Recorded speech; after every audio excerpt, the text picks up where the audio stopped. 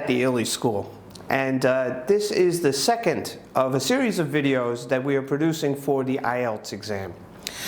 Today the video will be about tips about the speaking section of the exam. Okay, there are a few pointers that I'd like you to think about with the exam. Number one, this exam will make you nervous, okay? You'll be talking to somebody you don't know. Even a native speaker in this situation will have difficulty and will be nervous and might even have a problem getting across a clear point. What we're trying to do here is give you different sorts of tricks and things that you can do to feel more confident when you go to the exam. Number one, know the exam. You should know that there are three parts to the exam. You should know what kind of questions you'll be asked. You'll know exactly how to answer those questions. Don't say too much, don't say too little. So each section will have, and we'll be telling you that in later videos. When you're asked a question, and obviously to be speaking to somebody, they're going to ask you questions, answer the question. Don't start going off on tangents about details and things like that. Start answering the question with the answer. Give you an example. Many examiners will ask you, how long have you been living in Ho Chi Minh City? And the student will answer, I have been living in Ho Chi Minh City since university. The only thing I can say about that answer is that it's an answer. Okay, perfectly okay English, perfectly okay grammar, but you didn't answer the question if you answer it that way. I said, how long have you been living in Ho Chi Minh City? I didn't ask the question, when did you start living in Ho Chi Minh City?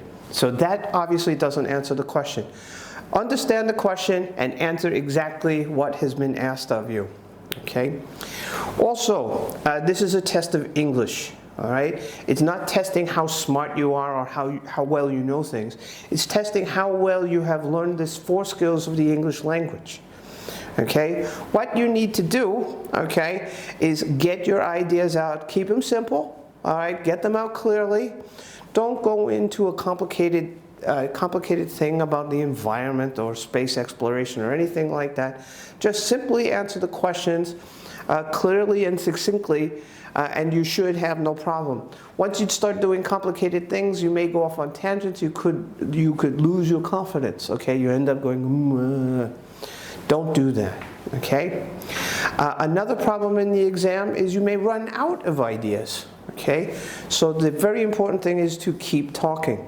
Again, don't go oh. You maybe when you have no ideas at all about what you want to say, you can say, that's an interesting question. I never thought of that. Keep talking, all right? In those few moments that you give that answer, you may come up with an idea and you may keep going. After that, you can give details about, after whatever you have done to answer the question, pile on the details. Give a little background.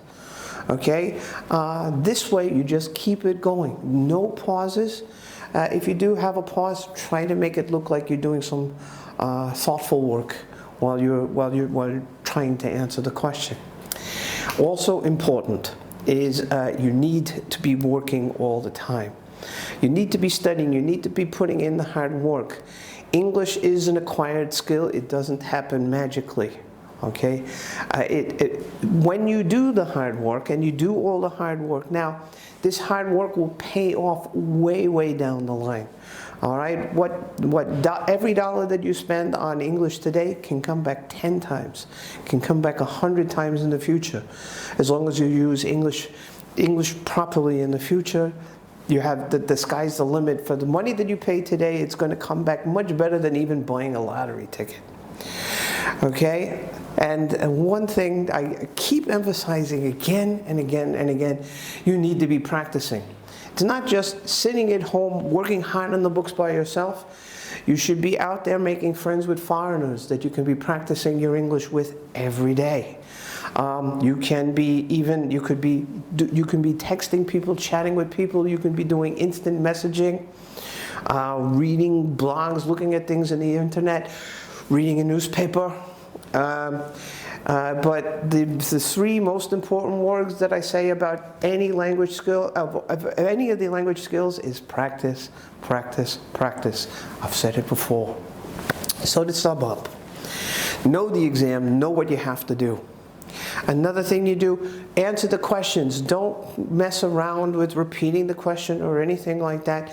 Listen to the question and get to the point of the question. Keep it straight and simple. This is what I call the KISS rule. All right?